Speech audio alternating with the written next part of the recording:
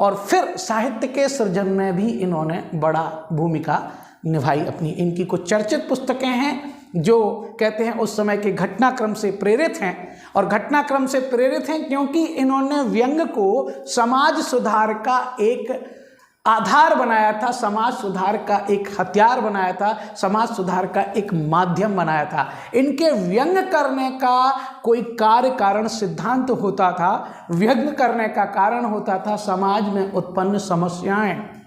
इनके समय चने के खेत में, जो कि मध्य प्रदेश में सबसे ज़्यादा होता है, उस चने के खेत में इल्लियाँ लगी थी, और जब उन इल्लियों को लेकर उनने प्रशासनिक चरमर व्यवस्था को देखा तो उन्होंने एक चर्चित पुस्तक लिखी, ध्यान रखना, जीप पर सवार इल्लियाँ। वो चने की खेत की इल्लियाँ, ध्यान रखना, चने के खेत की इल्लियाँ। और फिर उन्होंने बोला कि चने का खेत है, चने का झाड़ नहीं है, नहीं तो मुहावरों में बोला जाता है कि चने के झाड़ पे चढ़ा दिया।